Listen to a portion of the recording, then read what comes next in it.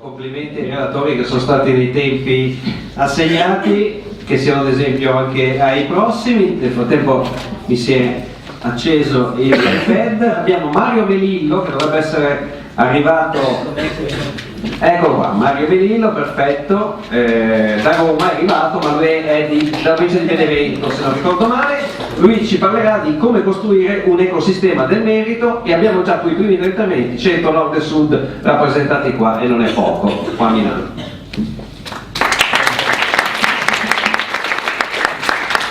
Buonasera a tutti, vi confesso sono emozionato, è una bellissima platea, una bellissima opportunità. Vi ringrazio tanto per questa occasione, vi chiedo scusa se leggo, ma oltre all'emozione devo essere un po' noioso rispetto ai relatori che mi hanno preceduto, perché voglio citare un po' di dati. Allora, io ho scelto un tema, insomma, un grande domandone, perché che cos'è l'ecosistema del merito? Innanzitutto siamo partiti da che cos'è il merito. Allora, il concetto di merito, sono andato a vedere, ma sono Treccani, sarebbe questo: il diritto alla stima e alla lode, ad una ricompensa materiale in funzione delle proprie opere e delle proprie qualità. Tradotto in una società normale e civile significa che ognuno spetta ciò che si è guadagnato, quindi sul piano dello studio, della professione, eccetera, eccetera.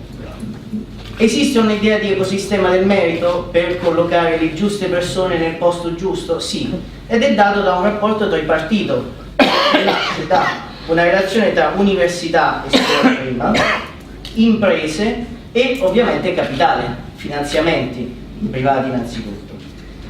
Il problema è che questo meccanismo, questo circolo virtuoso in Italia non funziona bene, ovviamente.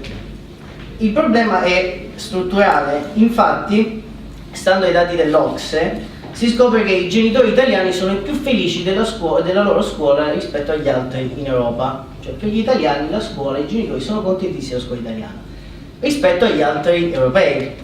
Il problema però paradossale è che noi da un punto di vista quantitativo facciamo più ore degli altri, abbiamo più docenti degli altri, però nelle performance poi europee, sempre secondo i dati dell'OCSE, noi siamo, non dico la peggior scuola in Europa, ma quasi, siamo agli ultimi posti.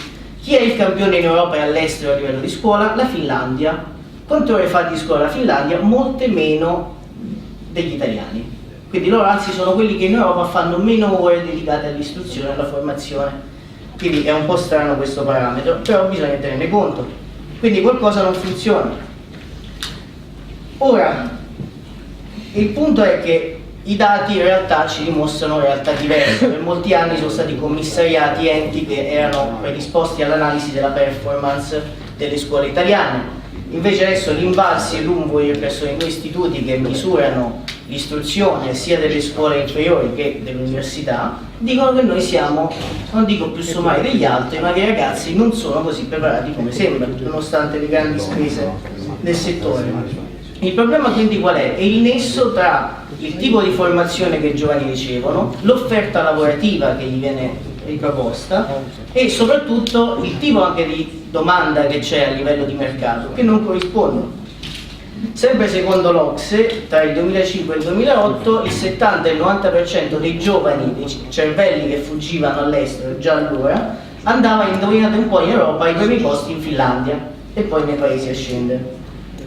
In più, se si incrociano i dati, si scopre che nei paesi ovviamente dove l'istruzione funziona meglio, quindi c'è una maggior capacità di sviluppare ricerca, di fare trasferimento tecnologico alle imprese, e quindi le start-up, che oggi sono diventate un tema di grande respiro per tutti, hanno anche performance migliori delle aziende, quindi le loro economie crescono, quindi c'è più spazio per occupare sempre più giovani.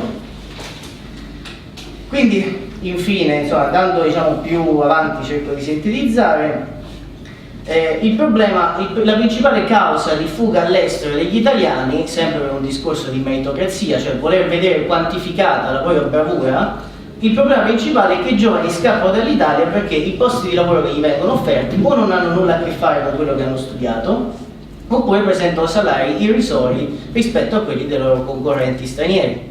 Quindi ovviamente c'è una buona tentazione, una buona ragione per scappare. Su che cosa dovremmo lavorare noi? Su creare un sistema che appunto per rispondere a quel virtuosismo del rapporto tra università e impresa dovremmo da un lato migliorare, prendendo spunto da questi dati degli istituti che noi abbiamo, che fanno analisi per vedere se gli studenti effettivamente hanno una buona formazione rispetto al mercato del lavoro, quindi dovremmo migliorare intanto su quel fronte, sfruttare questi dati per capire come migliorare le nostre istituzioni. Dall'altro cambiare anche il mondo dell'impresa, perché l'Italia ha un problema strutturale da questo punto di vista, perché si può essere più bravi ingegneri gestionali o ricercatori, ma se tutte sono piccole e medie imprese a gestione familiare, la domanda di gestori delle risorse umane sarà sempre ridotta. Quindi allo stesso tempo dobbiamo far crescere le imprese, se vogliamo creare un sistema del merito. E in questo entra un terzo punto, e cioè incentivare gli investimenti privati.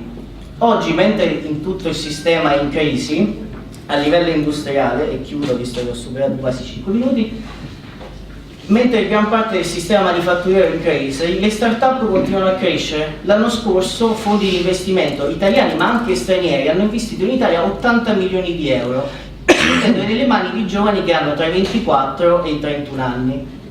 Quindi non vedo perché, evidentemente c'è una domanda di questo cambiamento di impresa. Dobbiamo sfruttare questo volano, cercare di far crescere le nostre imprese potenziando i finanziamenti privati. Quindi attraverso le banche, incentivando attraverso politiche chiare in tal senso la crescita di queste imprese, affinché possano attrarre nuovi laureati e dargli più spazio in funzione del loro studio, quindi una dignità e un merito. Questi sono temi che insomma io butto così, spero che ci ragioneremo col tempo, perché se riusciamo tutti assieme a renderli più concreti saranno anche un ottimo modo per radicarci sul territorio. Grazie mille.